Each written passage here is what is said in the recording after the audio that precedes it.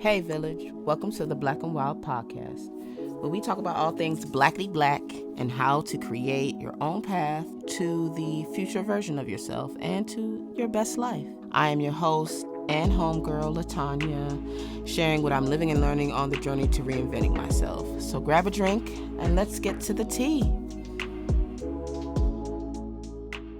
Hey family, welcome back to the Black and Wild podcast. Today's episode, I'm going to be talking about reinvention, and not in the aesthetic way, the pretty way, like the real, struggle of it all. Not always a struggle, but not the pretty or aesthetic version, but the version that really deals with the inner work of making the changes that you want to make in your life. Or even when you're on a reinvention journey, I don't know if it's always about making the changes you want to see in life. Sometimes it's just the journey. Sometimes it's just you reinventing yourself and seeing where that takes you. I know in previous episodes I've talked a lot about like shadow work and things like that, and that may come up in this episode as well, but I think that part of reinvention is knowing the dark side of yourself and really knowing the things that have made your life hard, have made your life easier, the things that people don't necessarily like about you that you may like about yourself, or you don't really care that they don't like, or that you feel like, you know what, I don't really like this about myself either. I want to change it so that I could be the best version of me. I think that reinvention is just like an experience. It's more of just like a journey, and it's a ride that you kind of just got to go on. And it has peaks and valleys, baby. But we're going to get into all of that in this episode. I'm going to talk about the breakdown. I'm going to talk about that middle part that will make you want to quit. I'm going to talk about the shift when things start to fall into place, start to move forward a bit. And then I'm going to talk about where we all hope to be in the end. All right? So if you're interested, keep on listening. We're going to get into it. So reinvention to me usually starts with something falling apart, right? Something happens that causes life to really turn upside down or not feel in alignment anymore. Maybe it's a job loss, maybe it's a relationship shift, maybe it's an identity crisis, you know what I'm saying? I kind of feel like I'm in a place where all three, all could be happening. I just turned 42. I lost a job last year, have not been in another job since, which, comes with a lot of feelings. I've had some relationship shifts, friendships, and others. With age, I'm considered midlife, I guess. Some people would consider me midlife. Perimenopause is kicking in. I don't know if one particular thing is the cause of my reinvention journey, but girl, I think I've had many pivots in my life, many seasons of wanting to reinvent myself or feeling like I should. But this one in particular, where I am now in particular, feels like I'm more so, I don't really have a North Star per se. I'm more peeling back the layers as I go. And this just feels more authentic to me. And it's not about like branding. You know what I mean? Like, I feel like sometimes when people talk about reinvention, it sounds like they're talking about branding themselves. And there's nothing wrong with that. I think that when you're really going through a reinvention journey or experience, it's really not about your brand. It really ends up being about answering a call or like a shift that you can see happening in yourself. I think in a genuine experience, there is fear, there is confusion when we're talking about it being like a change in your life, and not necessarily about making a change to your brand. There is fear and confusion, and there may be even some grief, right?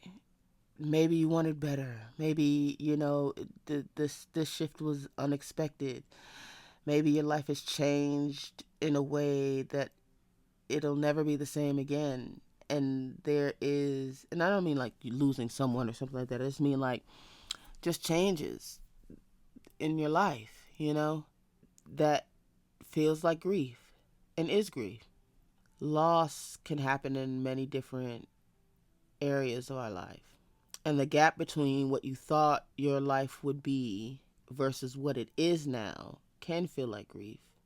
Certain things falling apart can make you lose your sense of identity when your role disappears. You know what I'm saying? Even if we're talking about actual loss of a person, that can feel like a role disappearing. Loss of a job can feel like a role disappearing. A shift in your life that may feel like an identity crisis can feel like a role disappearing. I think that a reinvention isn't always something that you choose. Sometimes it's necessary because of what has shifted in your life. And it doesn't always start with having a clear picture of how it's going to go. It starts with disruption, right? Because we don't pivot when things are good. We pivot when things can't stay the same anymore. That is the breakdown that happens when things shift, when things fall apart, things break down, and then you have to pivot. And sometimes it requires you to become a better version of yourself that can't be ignored. And I think in the past for me, my reinvention experiences, because I've talked about reinvention many times on my YouTube channel. I think my first video on reinvention, on like reinventing yourself, was probably like 2019 or something like that, maybe even earlier. But I've talked about reinventing yourself many times, and in all those times, all those experiences before, they were my choice. I just wasn't happy with where I was in life. I wasn't happy, maybe not my entire life, but just maybe a particular area of my life. And I'm like, you know what? I'm gonna make the changes that I can make within myself to create a better situation in my life. And I've always been an advocate for that and like talked about that a lot. But sometimes it's not your choice. Sometimes you find yourself in a place in life where you don't have a choice but to pivot. You don't have a choice but to become a better version of yourself, because the cost of not doing so is great. That there's a consequence to not stepping up in this season. And that's what I've been experiencing. Like, it feels almost like if I don't make the changes, I have to be willing to accept my life as it is, even if it feels miserable, even if it doesn't feel great, and accept that that's what it is and not complain about it anymore. But I'm unwilling to do that. I'm not willing to do that. I'm not willing for that to be my life and my experience. And so I'm taking the journey, even though it can be extremely painful. So the middle of this journey, the middle of this experience, this uncharted path that you may be on, the middle is where most people, I would say, probably quit, right? It's the in between. It's the place that has no clear direction. There's inconsistent motivation, right? There's trying things that don't stick, that don't work. And it's like just figuring things out. You're overthinking versus executing on things. You may have a fear of putting yourself out there because you don't know what you're doing, right? You have a fear of visibility. And that doesn't necessarily mean that, I'm not even talking to you if you're like a content creator either. That's not even what I mean. I just mean in general. Sometimes you're afraid, you're hiding from friends, you're hiding from family, you're hiding, at work because you don't feel like you know who you are right now. You don't feel like you know what you're doing right now. And this is also where you're comparing a lot and feeling behind. And, you may be feeling money pressure while you're figuring it all out, right? In this space, this is where the temptation to go back to what's familiar feels the heaviest. Even when you know it's not aligned anymore. It just feels comfortable. It feels easier to just fall back into that comfort zone. But it also pisses you off when you do. Because you know you don't belong there anymore. You know you can't be comfortable. And in this middle, and I feel like I'm very, this middle feels the most uh, relatable to me right now, because I feel like I'm still in that middle place where I don't know what's next, and I don't know what I'm doing, and I don't know what this all means sometimes. And the temptation to just go back to what feels normal is always there. And then there's the feeling of like, God, annoyance with myself sometimes for even considering it, for even, you know, not being willing to push myself to do something different. Even today, even making this podcast episode today was a struggle. I have been wanting to make this episode for, if I'm honest, weeks. And last week I was planning on recording it, and uh, got into my head. Not even in my head, because I don't think I was even being honest with myself on why I was procrastinating about it. But the reason is not because I have a hard time creating an episode, because I've created episodes before. I have quite a few episodes on this podcast, right? I know, not enough, not as consistent. I get it, but they're there. Clearly, I've done this before, right? It shouldn't be hard to do it again. But because I don't know where I'm at, and because I don't feel like I have the most confidence right now, because I have this fear of being visible in the space of uncertainty and lack of clarity, it makes it hard for me to talk about the topics that I want to talk about. What I've chosen to do, though, is to talk about them from the perspective of me actually being in it.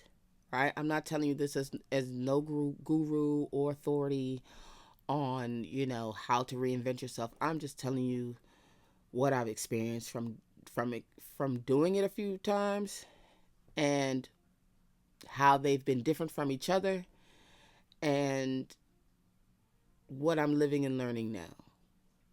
And I want to share that with people in hopes that maybe it helps, and maybe you feel less isolated, because I do feel like this journey, well, this experience this time with having to make these changes in my life has felt a little isolating, which it shouldn't, because I lost my job during the Doge layoffs, but I've also had businesses. I've also had many income streams, and I could say, oh, my life started falling apart because I lost my job, and it's not necessarily that. As I've been going through this, I've come to the realization that it wasn't just that. That was the thing that kind of made it more clear to me, but I was feeling out of alignment with a lot of things before I lost a job. I was feeling out of alignment with my businesses, with my income streams. Even though they made me money, I kind of wasn't putting my all into them, because I didn't feel connected to it as much anymore.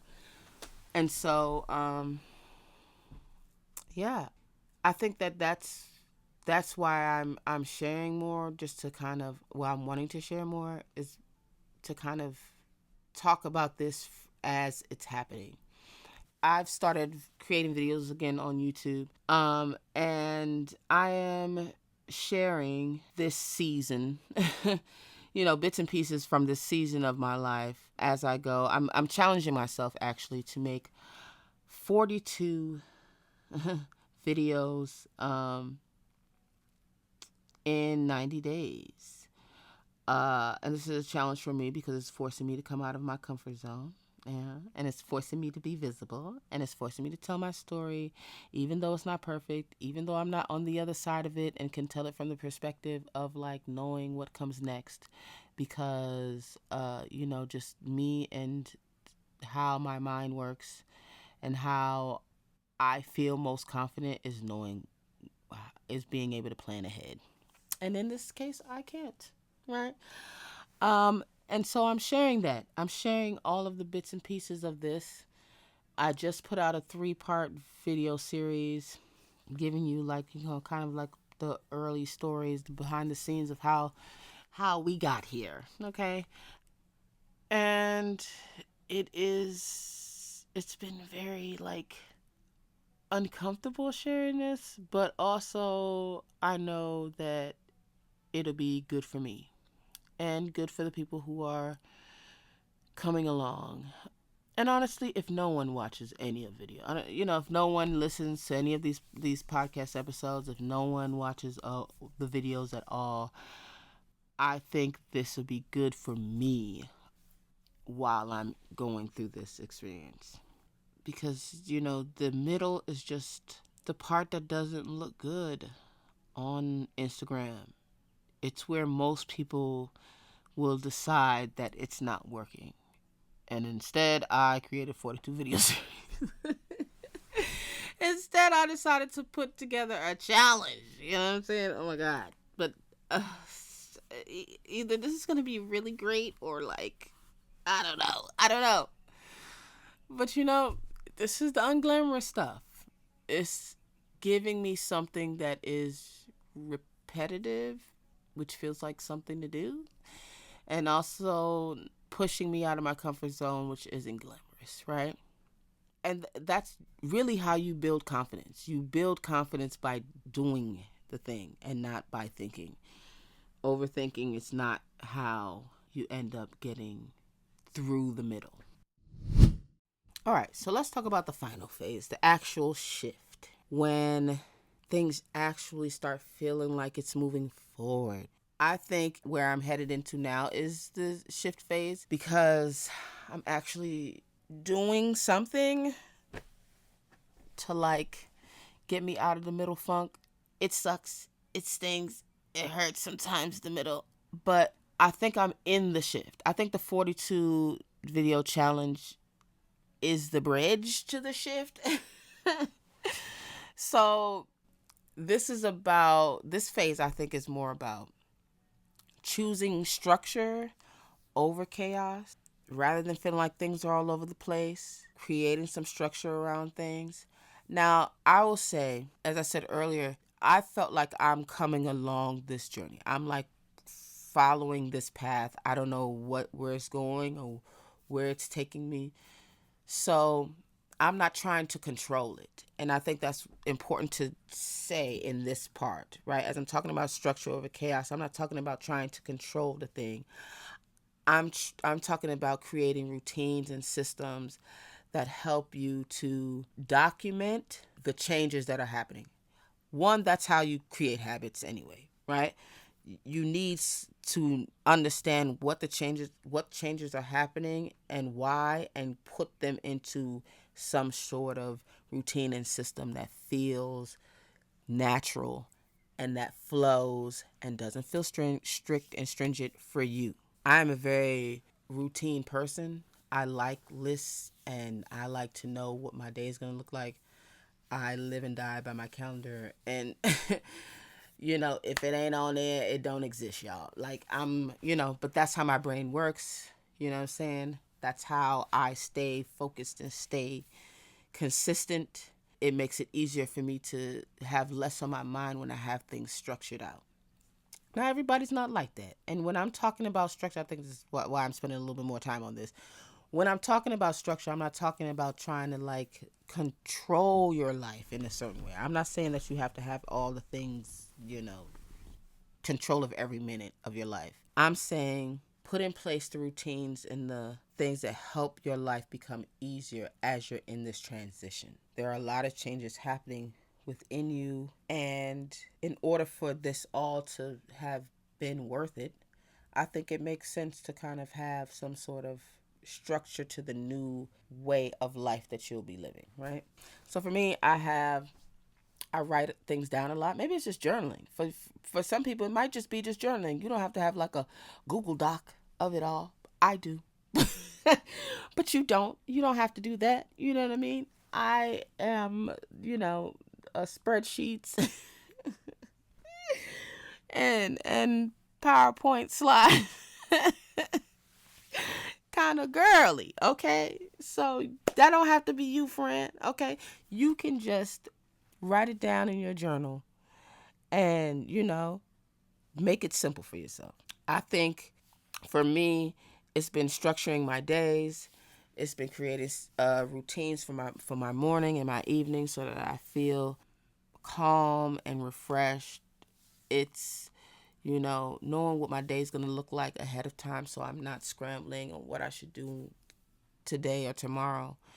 It's keeping my vision for the year top of mind, and not just creating a vision board and forgetting it. I've decided to not put my hat in many things, but to focus on one core thing. And so that's my 42 video challenge that I'll be posting to YouTube, even though I'm not making a video of this podcast. And part of that was me not trying to make everything perfect, right?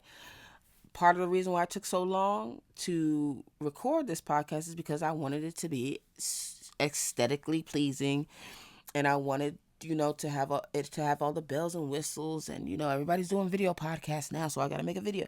And I was just like, you know what? No, if I really want to get this out, I just need to get it out, right? And that's the challenge of the 42 videos, in honor of my 42nd birthday, right? Is to push myself to not aim for perfection, but to aim for execution, okay? To focus on execution over perfection. And so that's what I'm doing. And this is me trying to share my journey, share things that I'm learning and unlearning as I go. And I'm building proof in real time by documenting my journey. It's part of the things I'm talking about with structure. Maybe it's that, maybe it's not just journaling. Maybe it's, creating little videos of your day. Maybe it's like just documenting how you're living and learning each day. Maybe it's little voice notes.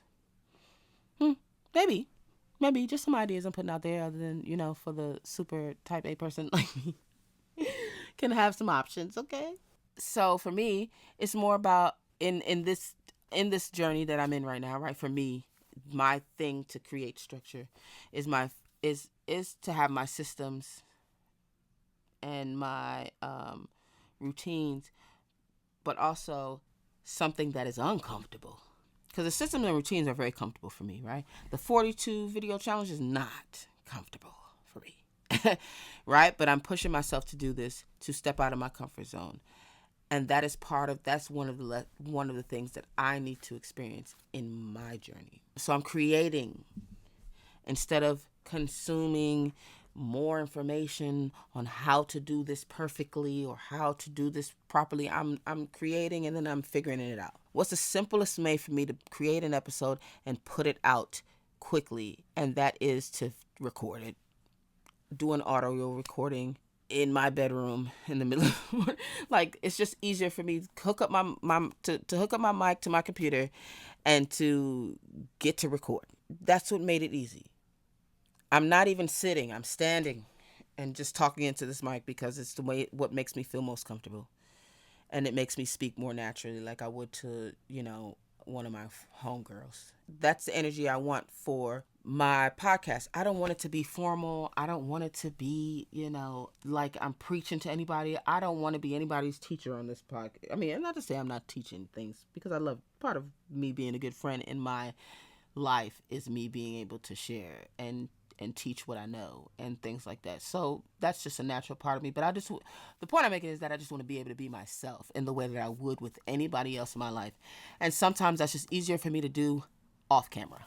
If you go to my YouTube channel, because this audio will be on my YouTube channel, is on my YouTube channel if you're listening, you could tell When you watch my videos, the 3 video series that I made, I probably sound more authentic here than I do there. Why? Because I'm not worried about a camera in my face. And and that's part of the learning, right? As I'm talking about learning by doing, as I'm doing this, I am realizing that I am way more authentic when I'm just talking to my mic in my bedroom like I would be if like my best friend was here and we're chilling in my room and having some wine and just shooting the shit, right? I'm talking to you the same way. But if I was on camera, it feels different. So how do I bring the energy that I have here, the authenticity, the, meanness of me to video? How do I make that translate? That's a part of the process. That's a part of the reinvention process, guys. And that's why this episode was important for me to do, even though it took me forever. Even though I struggled, I knew I needed to do it. It's about letting your identity catch up to action. Take the actions and see what happens and see what you learn about yourself. And I'm learning right here in real time, guys. Look at that. Look at that, right? You've seen it in real time, me learning that I am just more authentic in the audio recording without the camera in my face than I am with the cameras in my face. And maybe that's something I can evolve to changing.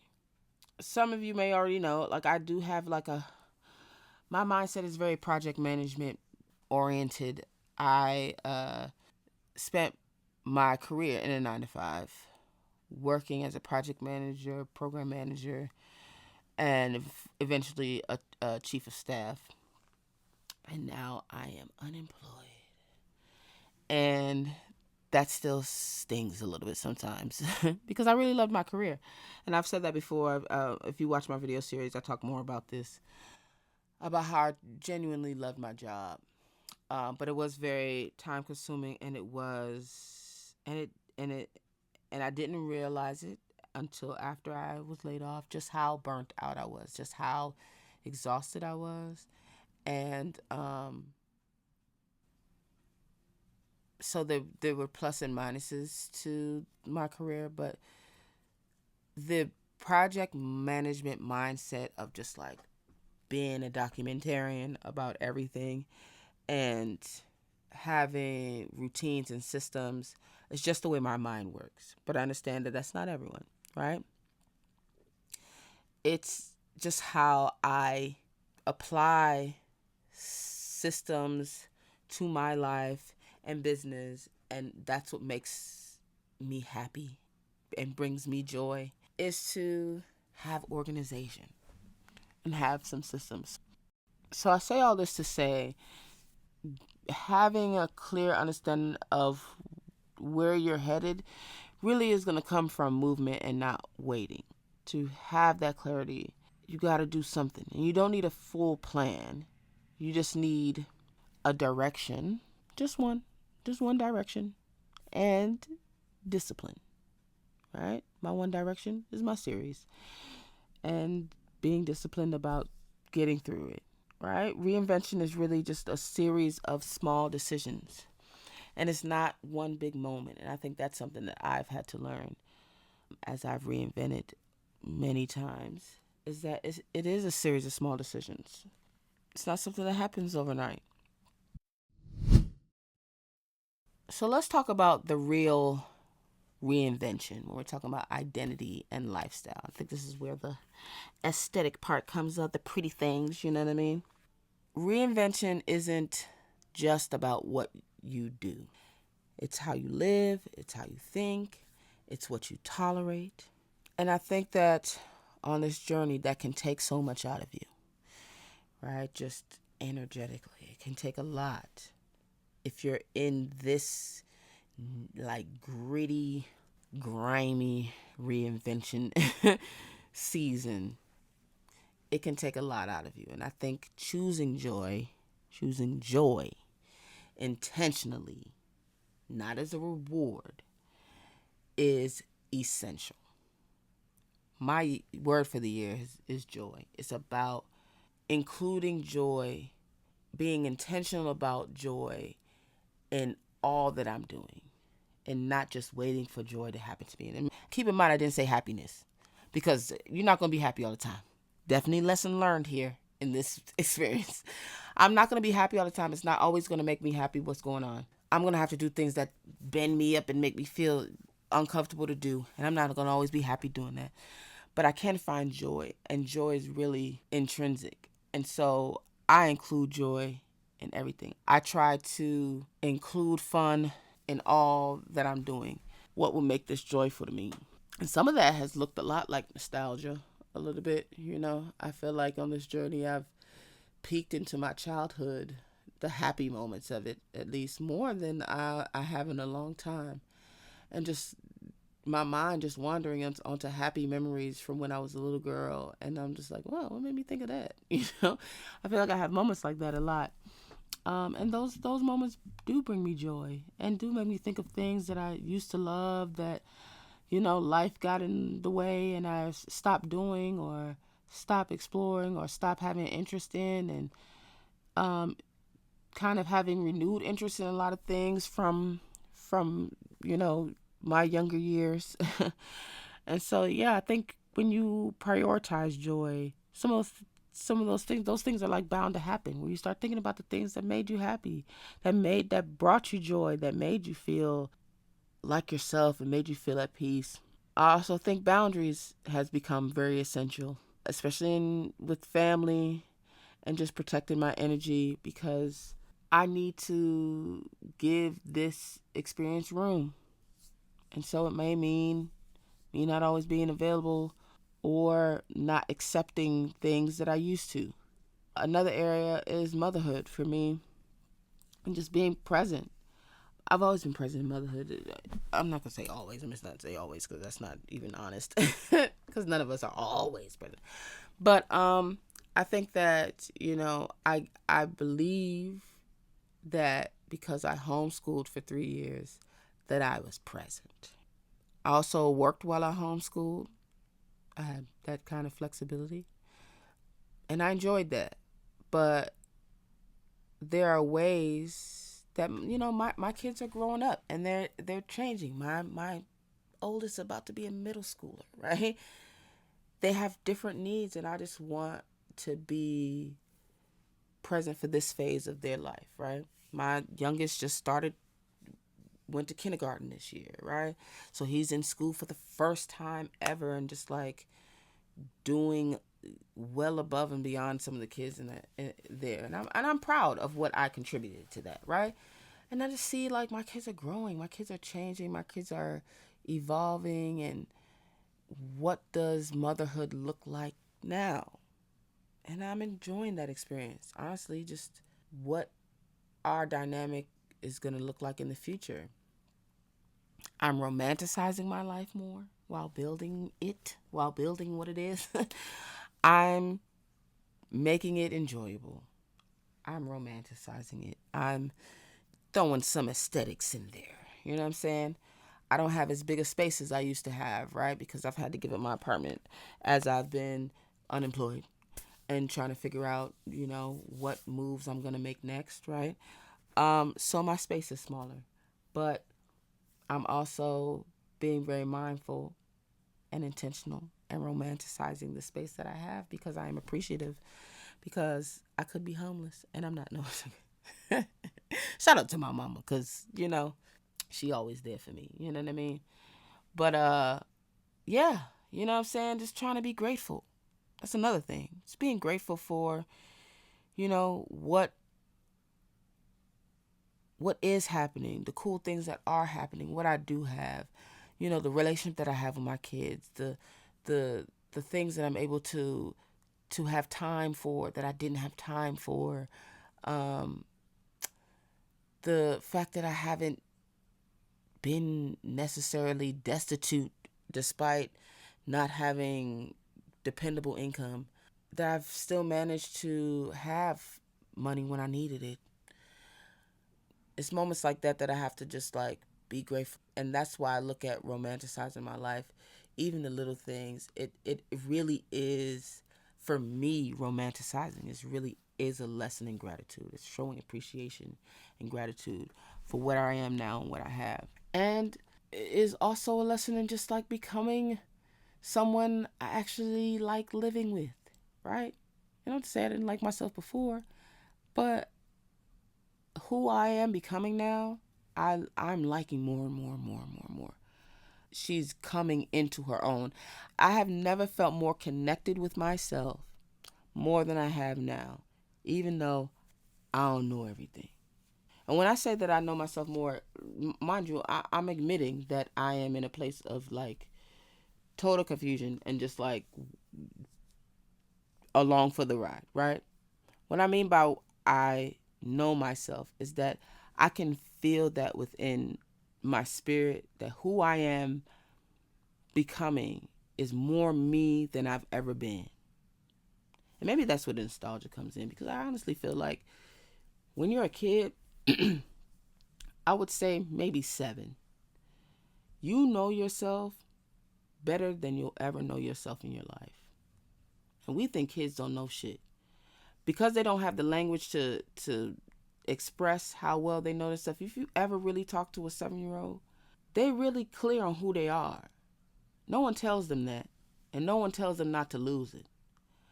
But I'm telling you, who they are then is who they're going to be chasing to remember when they're trying to figure out who they are when they're in their 20s and when they're in their 30s and and many different stages in life.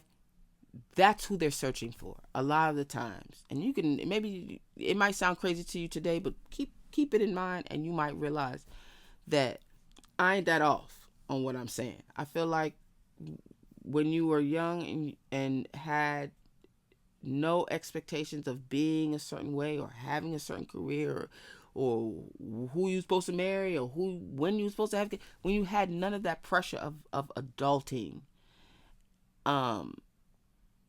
or even performing well, because when you get to like middle school and high school, it becomes all about performing well and getting those grades and getting into college and getting and just like chasing the things. When you're young and just get to be free and be a kid, you are more in tune and aligned with who you are than you'll ever be, because all those other experiences, the performing, the trying to be good at this and great at that and trying to create the life that you've been told you're supposed to have, you lose a bit of that. You change a bit of yourself in order to get there. And then you get to your 20s. I think it first happens in our 20s, where you start to feel like, I don't know who I am. Who am I really? I'm an adult now. I get to make my own decisions. No one's making decisions for me. Who am I for real? And I think that's who we're chasing a lot of the times. You don't build a new life by becoming someone new. You build a new life by connecting with the you who has always been there. I know we've been calling this reinvention, but what I believe is happening is not necessarily reinventing, although it feels like you're becoming new. It is a reunion to who you have always been, who has always been inside you, and is now ready to come out in full bloom at a time where you can't run from it anymore. And even on that journey, even in that experience, even in the laying bare of it all, even in the nakedness of it all, even in the unveiling of it all, your life should feel good while you're living it. And joy should be a part of your strategy, not a distraction. So my hope for you is that you don't treat joy as a distraction or something to earn or something you reward yourself with, but something that is your birthright, that is a part of how you heal and grow and progress. Okay? So in the end, I'll wrap this up by saying that reinvention or reunion is not linear. And it's not pretty and it's not fast, but it is real and it is messy a little and it is worth it and it is possible. And I thank you all for listening. Thank you, Village, for listening to this episode. It's been a long time coming. And I hope you stick around as I live and learn and share. Thanks, God. See you in the next episode.